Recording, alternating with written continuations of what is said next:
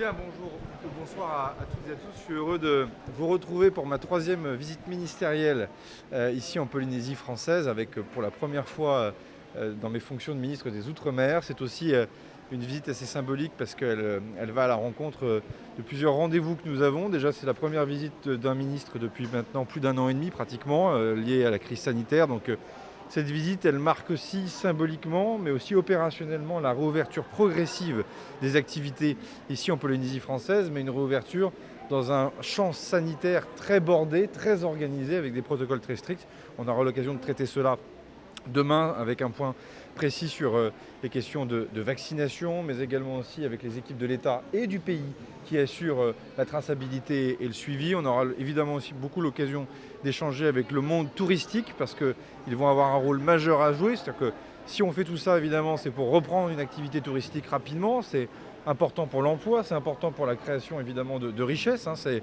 la meilleure des relances, c'est de reprendre l'activité. Mais enfin, on sait très bien aussi, il n'est pas question de le faire au mépris de la santé de nos concitoyens et au mépris même de la santé des touristes. Et donc évidemment, ces questions de protocole ont été travaillées longuement depuis maintenant plusieurs semaines. Ça a été d'ailleurs un des plats principaux de la visite du président Fritsch et de sa délégation à Paris il y a maintenant quelques semaines, sur lequel on avait pris un certain nombre d'engagements. Et puis bien évidemment, c'est pour moi aussi l'occasion de décliner ces engagements sur le terrain. On parlera également de relance économique dans nos champs de compétences respectifs, parce que nous sommes attendus sur différents secteurs, le tourisme là encore, mais pas que, on y reviendra. Et puis bien sûr, préparer la visite du chef de l'État.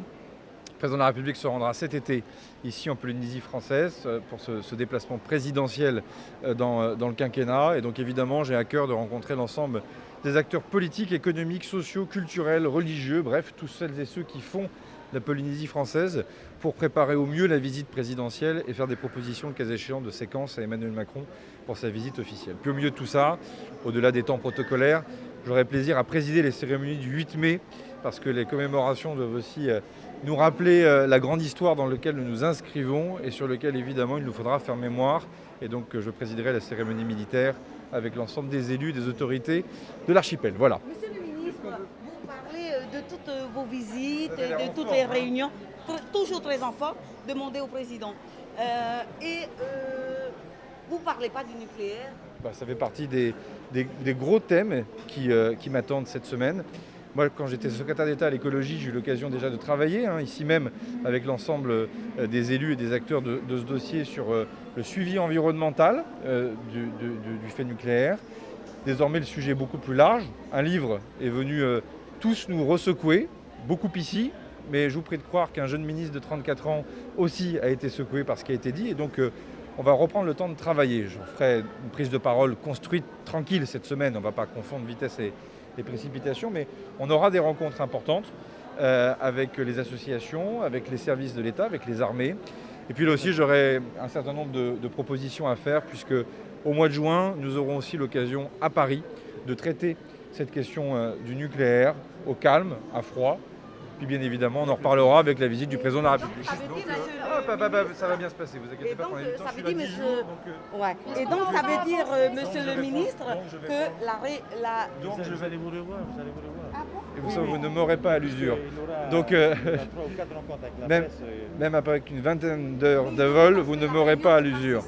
Donc tout ça pour vous dire que nous prendrons le temps de traiter calmement ce problème. Moi je veux vous dire, vous avez vu un peu le caractère du président de la République. Vous voyez aussi que c'est ma troisième visite. Je crois avoir déjà démontré, y compris à la presse, lors de mes deux précédentes visites, que nous ne nous dérobons pas lorsqu'on nous pose des questions. Le président Fritsch a vraiment tenu à ce que nous puissions reprendre une partie de l'activité touristique. On a travaillé, on ne s'est pas payé de mots, on s'est dit les choses. Voilà, les choses sont en train de se faire. Le livre en question que vous citez pose des questions, il faudra y répondre. Je ne peux pas vous dire mieux que ça. En transparence, en sincérité, en vérité avec les Polynésiennes et les Polynésiens, parce qu'au fond, la vérité, c'est ce qui doit tous nous réunir et c'est ce que nous souhaitons. En tout cas, en tant que ministre d'Emmanuel Macron, c'est ce que nous souhaitons. Après, est-ce qu'on le fera de manière complètement surpolitisée comme certains veulent le faire? La réponse est non, parce que la vérité, par définition, c'est une démarche longue, mais qui doit désormais vraiment aboutir avec beaucoup d'efficacité et de sérieux. Voilà. Par rapport à la crise sanitaire, est-ce que vous avez trouvé, monsieur le ministre, que la Polynésie avait bien géré la crise sanitaire ici? On a partagé cette gestion parce que, comme vous le savez, d'ailleurs, là, pour le coup, l'autonomie a été mise à l'épreuve aussi d'une pandémie que personne n'avait imaginée lorsqu'on a transféré un certain nombre de compétences. Donc, au pays, la compétence sanitaire, mais enfin, il revient à monsieur le haut-commissaire et aux différents services de l'État aussi des compétences, notamment sur la surveillance des restrictions de liberté. Moi, je considère qu'on a fait, jusqu'à présent, les meilleurs choix possibles, en tout cas les moins pires, parce que là aussi, aujourd'hui, il n'y a qu'à Faucon. Enfin, quand tout cela nous est tombé dessus au mois de février, au mois de mars de l'année dernière, très franchement, il y avait beaucoup de gens pour nous donner des conseils, mais enfin derrière, on ne les a pas forcément toujours retrouvés. Bon, donc jusqu'à présent, on a toujours fait des choix qui étaient des choix courageux, toujours guidés par la mise en protection des populations. Toujours, toujours, toujours. Toujours guidés aussi par le fait que nous ne soyons jamais en saturation totale ou en situation d'être dépassés sur le terrain hospitalier. Donc c'est aussi toute la question des renforts de la réserve sanitaire. On aura l'occasion là aussi d'y revenir. Troisième chose, et je sais que je n'ai pas été très populaire lorsque je me suis adressé à vous toutes et à vous tous il y a maintenant quelques mois où on a fermé en quelque sorte les frontières parce qu'on a tenu à protéger la Polynésie française de l'arrivée de variants. Alors on me disait mais pourquoi on a des taux d'incidence très bas et on nous prive quand même de circulation et d'accès au territoire? Tout simplement parce qu'on a des variants plus dangereux qui commençaient à circuler. Moi aujourd'hui ce que je constate c'est que les taux d'incidence sont très bas, beaucoup plus bas que partout, y compris d'ailleurs dans l'Hexagone, et que non seulement ils sont bas, mais dès qu'on arrive à détecter quelques cas, typiquement des variants brésiliens ou des variants britanniques, la mise en isolement fait qu'il n'y a pas de circulation active de ces variants. Alors moi je juge sur les chiffres. Et dernier point, la vaccination. Moi j'aurai l'occasion de le redire demain, et j'espère vous avoir à mes côtés pour relayer ce message. Le seul moyen de s'en sortir, c'est la vaccination. Il n'y en a pas d'autre. Alors là aussi, il ne manque pas de doses en Polynésie. Allez, j'ose le dire, mieux que cela. Il y a eu un effort important accompli par le gouvernement de la République française pour que le Pacifique, Wallis et Futuna, la Polynésie française et la Nouvelle-Calédonie soient en quelque sorte prioritaires, considérant que l'éloignement et le très grand éloignement vis-à-vis de l'Hexagone commandait au contraire un effort logistique important. Aujourd'hui, il y a des doses. Moi, ce que je vois, c'est qu'on a globalement 12% de la population qui a reçu ces 2 injections, 20% je crois de mémoire qui a reçu une première injection. Il y a des doses, il y a des bras pour injecter ces doses. Maintenant, il faut tendre son bras pour avoir la dose. Et moi, je conteste et je condamne aussi les mouvements complotistes de celles et ceux qui font peur sur la vaccination. La vaccination doit rester une liberté. Ceux qui le veulent et ceux qui ne le veulent pas, ça c'est très bien, mais il ne faut pas raconter pour autant n'importe quoi sur la vaccination, parce que c'est le seul moyen de se protéger. On aura l'occasion d'y revenir demain, puisque je visiterai. Dans un scénario optimiste, vous pensez que les frontières pourraient rouvrir quand en Polynésie ? De fait, on est déjà sur un rythme de réouverture.